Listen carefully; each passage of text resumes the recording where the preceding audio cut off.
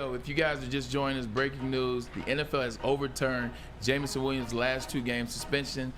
He went from 6 games originally back in, March, to now he is available to play with the Detroit Lions starting as soon as next game. Tom Masway, tell us the new NFL rules and how this came about. From Adam Schefter, thank you. Betting on non-NFL sports from now on at the workplace still. So that means hotels, the whole 9 yards. First violation, 2 game suspension without pay. Second violation. Can you get 2 games money back? That's all I'm saying. 6 game suspension without pay for the second. And the third, you get suspended for at least 1 year. That's from Adam Schefter. So the good news is the Lions, well, Jameson paid for 2 more games than he had to, but it's done. So they owe him 2 games pay.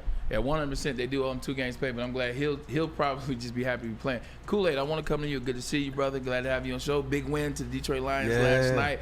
But right now, it ain't about the Lions. It's about the Lions as a whole because they just got more hold with Jameson Williams coming back. What does this do with this offense that we've seen seem to go in the right direction?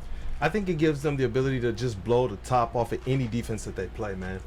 They know that they have the ability to pass to Laporta, down the seams. They have the ability to hit St. Brown in the slant, out routes, things of that nature. You got Josh Reynolds, Khalif Raymond, but now you have that player that can just take a safety with you. Yeah. He can just get down the field, and we've seen that Jared Goff can make that throw.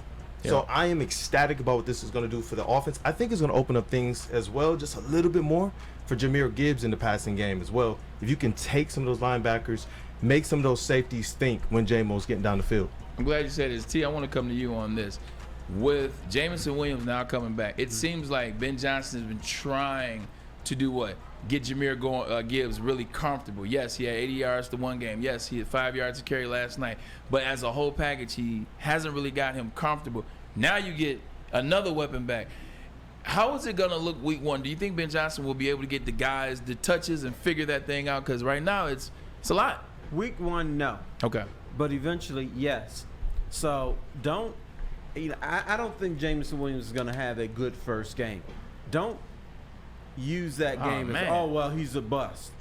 Because he's been away from the team he hasn't practiced for a long time. I understand, yes, he's got 10 games to prepare, but guess who he's not going to be getting passes from? Probably not from Jared Goff. Because I think Dan Campbell gave the dudes a few days off, which they deserve, until they go to the Carolina game. So it's going to be a regular 1-week thing for him to get ready. Yeah. But one other thing, fellas, you know what the NFL's going to have to do? What is the NFL going to have to do, They're going to have Foster? to do a Detroit Lions chapter in their rule books because you had the Calvin Johnson catch but no catch thing. Very true.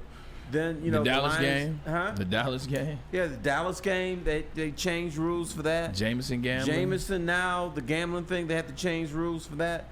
So they're going to have rules, Section 8, Chapter 3, Paragraph 12, and then eventually going to have Detroit Lions, Chapter 1, Chapter 2, Paragraph 3. So it seems like rules always change after the Detroit Lions get screwed on. Yeah, they do. And Maz, that's a fact. Maz, let's jump and try to do our picks real quick and kind of figure that out. But I will say this. The one thing I do like about the Jameson – go ahead, Maz. No, I got I was going to say the thing I like about the Jameson thing is it's the games coming up. He's got 10 days, and it's the Panthers.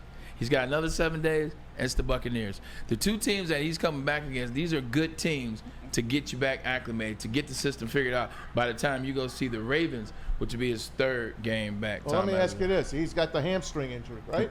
Well, he had it. Yeah. You think he's completely healthy by now? Yeah. That's the key. 100. I don't want him coming out there and injuring the hamstring again or the ACL or none of that. He's not injuring anything. This guy is ready to go. This guy is a rocket ship that is his prime. It's oil, wait. It's fuel, it's jet. He's ready to roll. He's ready to rock and roll. I cannot wait, man. I mean, to see what they are now and what they do, just to have this kid on the field.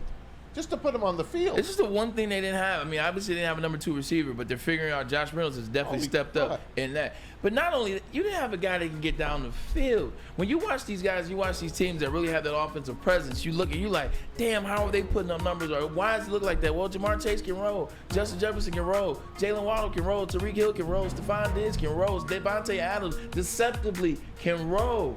These guys can get down the field, and now you got yourself one to complement what you already were doing.